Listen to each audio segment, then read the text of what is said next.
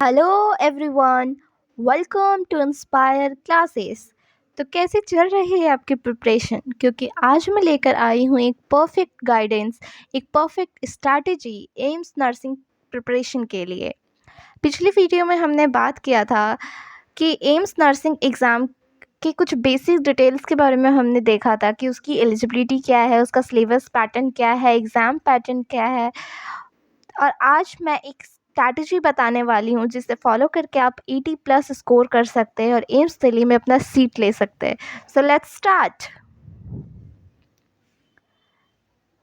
सबसे पहले हम बात करेंगे कि एम्स नर्सिंग का ओवरव्यू क्या है।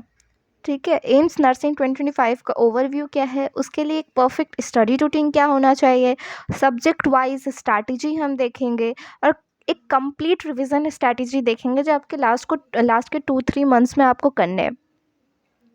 तो स्टार्ट करते हैं। सबसे पहले हम एम्स नर्सिंग के एग्ज़ाम पैटर्न को एक बार देख लेते हैं। पिछली वीडियो में भी मैंने आपको एक एम्स नर्सिंग के सारे कोर्सेज़ का बेसिक इन्फॉर्मेशन दिया था और आज मैं सिर्फ एम्स बीएससी ऑनर्स नर्सिंग के बारे में कुछ चीज़ें बताने जा रही हूँ।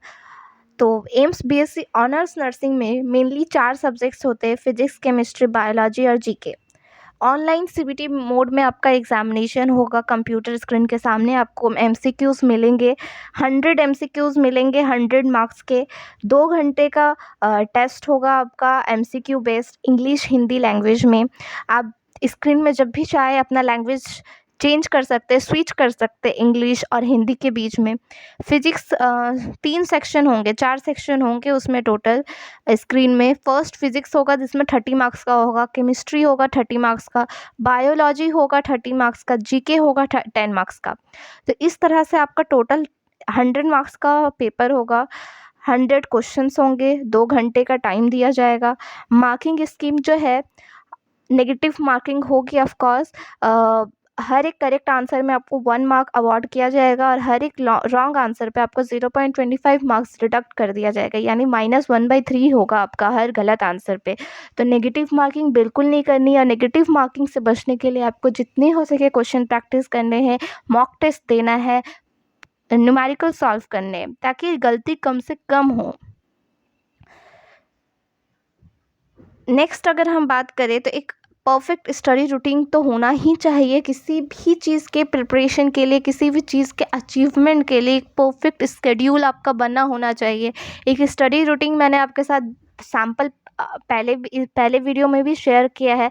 आप उस रूटीन को भी एज इट इज़ फॉलो कर सकते हैं आंख बंद करके। अगर आप 8 से 10 घंटा पढ़ना चाहते हैं तो उस वीडियो को श्योरली आप देखिए, विजिट कीजिए। उस वीडियो को देखकर अपना टाइम टेबल बनाइए अपने अकॉर्डिंग, अपने स्केड्यूल के अकॉर्डिंग। इसमें यहाँ पे मैं कुछ टिप्स देना चाहती हूँ रूटीन बनाने से पहले। जैसे आपका डेली रूटीन होना चाहिए 8 से 10 घंटे पढ़ने के लिए। आपको हर रोज़ 8 से 10 घंटे आपको पढ़ना ही है। ठीक है, अपने इस 8 से 10 घंटे की पढ़ाई को स्प्लिट कीजिए, अलग अलग सब्जेक्ट्स के बीच में स्प्लिट कीजिए। बायोलॉजी को थोड़ा एक्स्ट्रा टाइम देना है क्योंकि बायोलॉजी ज़्यादा वेट कैरी करता है, चाहे नीट का एग्ज़ाम हो, चाहे एम्स का एग्ज़ाम हो। बायोलॉजी का वेटेज हमेशा थोड़ा हाई होता है क्योंकि ये मेडिकल फील्ड है, तो बायो का वेट थोड़ा ज़्यादा होता है। तो बायो को थोड़ा एक्स्ट्रा टाइम देना है रिवीजन के लिए, एनसीईआरटी को पढ़ना है अच्छे से। स्टडी ब्लॉक बनाइए, मतलब अपने हर 8 से 10 घंटे की स्टडी रूटीन में हर 2-3 घंटे का ब्लॉक बनाइए। 2 घंटे का पढ़िए, पहले 2 घंटे पढ़िए सुबह, फिर 2 घंटे शाम, फिर 2 घंटे रात में। इस तरह से एक ब्लॉक में डिवाइड कर लीजिए अपने 8 से 10 घंटे को। और हर 2 घंटे की पढ़ाई के बाद आप शॉर्ट ब्रेक लीजिए ताकि आपका फोकस मेंटेन हो सके। आपने जो कुछ भी पढ़ा है उस शॉर्ट ब्रेक में रिटेन करने की कोशिश कीजिए, अपनी मेमोरी में उसे मेमोराइज़ करने की कोशिश कीजिए। बिना बुक को देखे चलते फिरते हल्की फुल्की एक्सरसाइज के साथ आप उस चीज़ के बारे में सोचिए जो आपने पढ़ा है। इससे आपका मेमोराइजिंग पावर, स्किल्स और ज़्यादा इम्प्रूव होगा इस चीज़ से। तीसरा, आपको क्या करना है रूटीन बनाते वक्त, आपको अपने सब्जेक्ट्स को बैलेंस करना है। ऑफ कोर्स एम्स नर्सिंग में 4 सब्जेक्ट्स हैं, नीट में 3 सब्जेक्ट है, बहुत बड़े बड़े सिलेबस है, 11-12 का दोनों का पोर्शन है। पर आपको तीनों ही सब्जेक्ट को इक्वली लेकर चलना है। किसी सब्जेक्ट को ज़्यादा, किसी सब्जेक्ट को बहुत डिटेल में पढ़ रहे हो, किसी सब्जेक्ट पे फोकस नहीं कर रहे हो कि अगर फिज़िक्स पसंद नहीं है तो फिज़िक्स को बिल्कुल भी टाइम नहीं दे रहे हो, सारा टाइम बायो को दे रहे हो, केमिस्ट्री को दे रहे हो, केमिस्ट्री में ऑर्गेनिक को टाइम नहीं दे रहे हो। ऐसा नहीं करना है। हर हर सब्जेक्ट को इक्वल टाइम देना है। बायो को, फिजिकल केमिस्ट्री को, ऑर्गेनिक केमिस्ट्री को, फिजिक्स को, हर टॉपिक को, हर सब्जेक्ट को एक इक्वल टाइम देना है आपको, ताकि लास्ट मिनट स्ट्रेस ना हो। नेक्स्ट अगर हम बात करें तो एक स्ट्रैटेजी मैं लेके आई हूँ, सब्जेक्ट वाइज स्ट्रैटेजी। तो हर सब्जेक्ट का एक अलग अलग स्ट्रैटेजी बनाकर चलना है आपको, ताकि लास्ट मिनट में कोई स्ट्रेस ना हो, ताकि आपका लास्ट मिनट में कोई चैप्टर छूट ना जाए, कोई सिलेबस इनकम्प्लीट ना हो, बैकलॉग्स ना बने। इसलिए एक स्ट्रैटेजी होना बहुत इम्पॉर्टेंट है। हर सब्जेक्ट को इक्वल अटेंशन दीजिए, हर सब्जेक्ट को रेगुलर रिवाइज कीजिए। जो भी आपने पूरा दिन पढ़ा है 8 से 10 घंटे में, रात को सोने से पहले बेड टाइम पे उस चीज़ को एक क्विक रिव्यू ज़रूर दीजिए। आपने जो कंसाइज नोट्स बनाए, शॉर्ट नोट्स बनाए, कुछ डायग्राम्स बनाए, उसे एक बार सोने से पहले एक बार बस देख लीजिए। आपको डिटेल में नहीं पढ़ना है, बस एक बार आँखों से देख लीजिए। उससे क्या होगा, वो चीज़ वो जो आप देख रहे हैं वो चीज़ डायरेक्टली उसका पिक्चर आपके दिमाग पे छप जाएगा और आप सोते वक्त भी उसी के बारे में सोचोगे। इससे आपका मेमोराइजिंग पावर और इंक्रीज़ होगा। तो प्लीज़ सोने से पहले एक बार रिवाइज ज़रूर कीजिए आपने जो कुछ भी पढ़ा है शॉर्टली। जो भी कॉन्सेप्ट आप पढ़ रहे हैं उसके पीछे का लॉजिक ज़रूर समझिए। याद करने से ज़्यादा अच्छा होगा कि आप हर चीज़ का एक लॉजिक समझिए। अगर कोई फार्मूला है तो वो फार्मूला कैसे आ रहा है, उस चीज़ का कॉन्सेप्ट समझिए, लॉजिक समझिए। हर चीज़ को याद करने जाएंगे बहुत टाइम लग जाएगा, क्योंकि सिलेबस बहुत बड़ा है, हर चीज़ याद नहीं हो सकता है। हर चीज़ को याद रखने का एक शॉर्ट ट्रिक बनाइए, फार्मूला बनाइए, निमोनिक्स बनाइए, उसे हर रोज़ रिवाइज कीजिए। फार्मूला शीट बनाकर उसको एक दीवार में स्टिक कर लीजिए अपने स्टडी टेबल के पास, और उसको हर रोज़ देखिए, हर रोज़ रिवाइज कीजिए। हर 2-3 घंटे के स्टडी के बाद एक शॉर्ट ब्रेक लीजिए। हफ्ते में 2 बार आपको मॉक टेस्ट देने ही है, और मॉक टेस्ट देने के बाद अपनी मिस्टेक्स को एनालाइज करना है। जो भी गलती आप कर रहे हैं, नेक्स्ट टेस्ट में कोशिश कीजिए कि आप उस गलती को सुधारें, वो सेम गलती रिपीट ना हो आपकी। नेगेटिव मार्किंग कम से कम करना है, और लास्ट में आपको मोटिवेटेड रहना है, हेल्दी रहना है।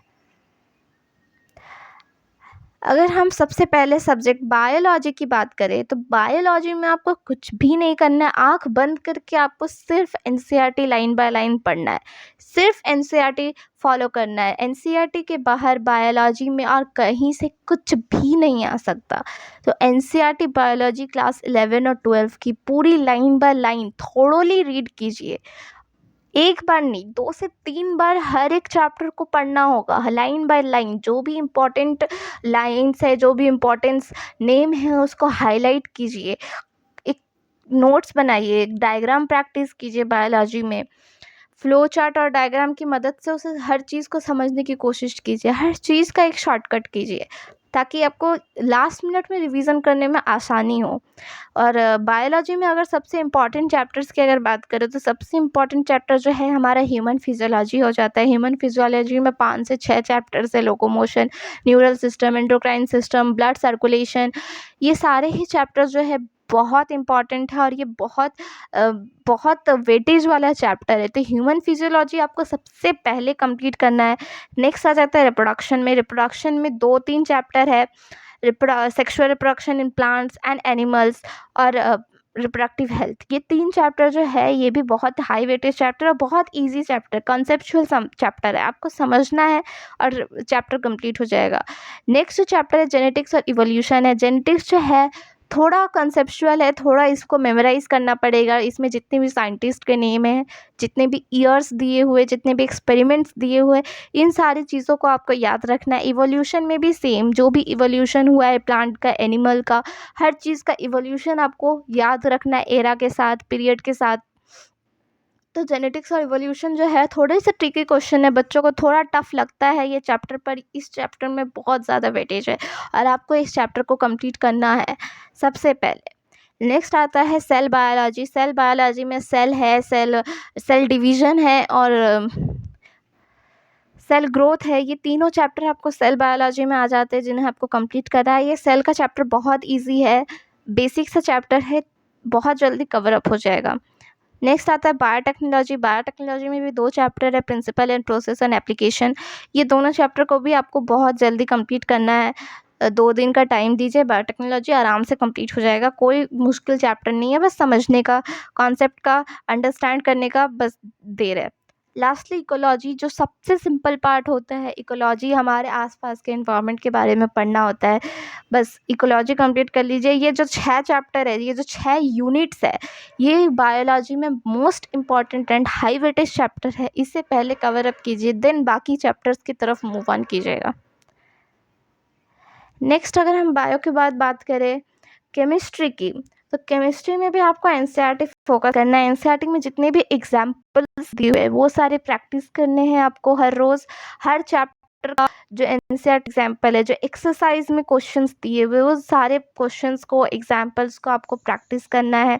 जो भी गलती हो रहा है या जो भी थोड़ा ट्रिकी क्वेश्चन है, जिसको आपको समझने में थोड़ा टाइम लग रहा है, उसको 2 से 3 बार सॉल्व कीजिए। 2 से 3 बार प्रैक्टिस करने के बाद उस चीज़ आपको दिमाग में बैठ जाएगा। नेक्स्ट आपको इस केमिस्ट्री में इम्पॉर्टेंट फार्मूला का शीट बनाना है, एक इम्पॉर्टेंट रिएक्शन का शीट बनाना है, और उस शीट को कहीं पे स्टिक कर दीजिए, या उस शीट को रोज़ आपको सोने से पहले रिवाइज़ करना है, रोज़ रिवाइज़ करना है एक बार। कॉन्सेप्चुअल क्लैरिटी पे फोकस कीजिए फिज़िकल केमिस्ट्री में। फिज़िकल केमिस्ट्री में जो भी है सारे न्यूमेरिकल्स बेस्ड क्वेश्चंस आते हैं फिज़िकल केमिस्ट्री में। और फिज़िकल केमिस्ट्री में इसलिए कॉन्सेप्ट क्लियर होना बहुत ज़रूरी है। नेक्स्ट आपको कंसेप्चुअल प्रॉब्लम न्यूमेरिकल सॉल्व करने। अगर केमिस्ट्री में हम इम्पॉर्टेंट टॉपिक्स की बात करें, ऑर्गेनिक केमिस्ट्री जो सबसे ज़्यादा हाई वेटेज रहता है ऑर्गेनिक केमिस्ट्री का, उसमें हाइड्रोकार्बन्स, फंक्शनल ग्रुप्स, जितने भी रिएक्शंस आएंगे, जितने भी ऑर्गेनिक केमिस्ट्री के चैप्टर्स है, aldehyde, ketone, amines, biomolecules, alcohol, phenol, ether, ये सारे चैप्टर के जितने भी मेन रिएक्शन है, फंक्शनल ग्रुप्स हैं, उन सारी रिएक्शंस ग्रुप्स को आपको बहुत अच्छे से मेमोराइज़ करना है, बहुत अच्छे से याद करना है। सारे रिएक्शंस को बार बार लिख के प्रैक्टिस कीजिए, क्योंकि रिएक्शन से डायरेक्टली क्वेश्चंस आ जाते हैं एग्ज़ाम में। तो ऑर्गेनिक केमिस्ट्री को सबसे फर्स्ट प्रायोरिटी में रखना है। सेकंड इनऑर्गेनिक केमिस्ट्री आता है, जिसमें आपको सिर्फ लर्न करना है। ऑर्गेनिक केमिस्ट्री को जितना प्रैक्टिस करोगे उतना अच्छा होगा, और इनऑर्गेनिक को जितना रिवाइज करोगे, जितना मेमोराइज करने की कोशिश करोगे उतना अच्छा रहेगा, क्योंकि इसमें पीरियोडिक टेबल है जिसको आपको पूरा याद करना होगा। पूरा पीरियोडिक टेबल आपको लर्न करना है एटॉमिक नंबर के साथ। जितने भी एलिमेंट्स हैं उनको याद करना है, एस ब्लॉक, पी ब्लॉक, सबको याद करना है। पूरा पीरियोडिक टेबल, कोऑर्डिनेशन, कंपाउंड है, केमिकल बॉन्डिंग है, ये तीनों चैप्टर जो है, तीनों यूनिट बहुत इंपॉर्टेंट है इनऑर्गेनिक केमिस्ट्री में, और इसको आपको सिर्फ लर्न करना है। नेक्स्ट जो फिजिकल केमिस्ट्री है, इसमें आपको अपना कॉन्सेप्ट क्लियर रखना है। Mole concept, thermodynamics, solution, equilibrium, इसमें आपको कॉन्सेप्ट क्लियर करना है। न्यूमेरिकल्स प्रॉब्लम सॉल्व करते रहिए, आराम से आपके सारे क्वेश्चंस बन जाएंगे। नेक्स्ट अगर हम बात करें फिजिक्स की, तो फिजिक्स में आपको एनसीईआरटी फोकस करना है। एनसीईआरटी का एग्जाम्पल, एक्सरसाइज, क्वेश्चन सॉल्व कीजिए, हर कॉन्सेप्ट का लॉजिक समझिए, न्यूमेरिकल्स रेगुलरली शो कीजिए, फॉर्मूला शीट बनाइए। इंपॉर्टेंट टॉपिक्स की बात करें तो सबसे इम्पॉर्टेंट जो है इसमें मैकेनिक्स है, सबसे इम्पॉर्टेंट। नेक्स्ट हीट और थर्मोडायनेमिक्स का यूनिट है। हीट एंड थर्मोडायनेमिक्स में जितने भी चैप्टर्स आ रहे हैं उन सारे चैप्टर्स को कंप्लीट कीजिए। ऑप्टिक्स जो है बहुत ही हाई वेटेज चैप्टर है। वेव ऑप्टिक्स और लेंस ऑप्टिक्स, ये दोनों ही बहुत इंपॉर्टेंट चैप्टर्स है, तो ऑप्टिक्स को आपको सबसे पहले कवर अप करना है। इलेक्ट्रोमैग्नेटिज्म का यूनिट है, वो भी बहुत इंपॉर्टेंट है। और मॉडर्न फिजिक्स जो सबसे आसान है, कुछ कुछ दो दिनों में हो जाएगा मॉडर्न फिजिक्स, तो मॉडर्न फिजिक्स पे ध्यान दीजिएगा। फिर अगर नेक्स्ट जीके की बात करें, तो जीके के लिए न्यूज़पेपर रीड कीजिए। द हिंदू है, इंडियन एक्सप्रेस है, इसको डेली न्यूज़पेपर को रीड कीजिए। और अगर कुछ बुक्स आपको रेफ़र करना है तो लिसन जीके बुक रेफ़र कर सकते हैं आप, जिसमें स्टैटिक जीके बहुत अच्छे से दिया हुआ है सारे questions. Current affairs, past year के जितने भी करंट अफेयर्स हैं, हेल्थ और मेडिसिन के रिलेटेड, वो सारे करंट अफेयर्स आप रिवाइज़ कीजिए। अब अगर हम रिवीजन स्ट्रैटेजी की बात करें, तो रिवीजन में आपको डेली रिवीजन करना है 1 से 2 घंटे। रात को सोने से पहले मैंने पहले भी बहुत सारी वीडियो में आपको बताया है कि रात को सोने से पहले बेड टाइम पे हर रोज़ 1 से 2 घंटे आपने जो भी पूरा दिन पढ़ा है उसको डेली रिवाइज़ कीजिए। वीकली रिवीजन में आपको क्या करना है, हर हफ्ते किसी भी दिन, संडे हो या कोई भी आपका जो फ्री मतलब वीक में कोई ऐसा दिन होता है जिसमें आप सिर्फ रिवीजन कर सकते हो, तो वीक में आप एक दिन आप पूरे सब्जेक्ट को थोड़ी रिवाइज करो। जो कुछ भी आपने पूरे हफ्ते पढ़ा है या जो कुछ भी आपने अब तक पढ़ा है, उन सारी चीज़ों को एक बार वीकली रिवाइज करो ताकि आप कोई भी कॉन्सेप्ट भूल ना जाए। नेक्स्ट जो है, फ्लैश कार्ड और नोट्स की मदद से आपको क्विक रिवीजन करना है। आपने अपने रिवीजन के टाइम पे आपने अपने स्टडी टाइम के जो भी नोट्स बनाए, जो भी फ्लैश कार्ड्स बनाए, उसको क्विक रिवीजन के टाइम पे अपने पास रखिए। इंपॉर्टेंट पॉइंट और फार्मूला को पढ़िए, जितने भी रिएक्शंस है उसको रिवाइज कीजिए। और नोट्स ना हमेशा कंसाइज बनाइए, एकदम ईजी टू रिव्यू के लिए बनाइए ताकि आपको रिवीजन के टाइम पे कोई प्रॉब्लम ना हो। तो ये हमारा रिवीजन स्ट्रैटेजी था। नेक्स्ट अगर हम बात करें कि अगर आपको एम्स नर्सिंग 2025 को क्रैक करना है, 80 प्लस स्कोर लाना है, एम्स दिल्ली में अपना सीट रिज़र्व करना है, तो आप क्या अभी से कर सकते हैं? यस, आप अभी से बिल्कुल कर सकते हैं अगर एक सही स्ट्रैटेजी फ़ॉलो कीजिए। जो स्ट्रैटेजी मैंने बताया है, उस स्ट्रैटेजी को आँख बंद करके आप अभी से स्टार्ट कर दीजिए। आपका नीट हो, एम्स हो, ज़रूर क्रैक होगा। सबसे पहले एनसीईआरटी के साथ आपको स्ट्रॉन्ग फाउंडेशन बनाना है। एनसीईआरटी को छोड़ के किसी भी बुक की तरफ मत देखिए।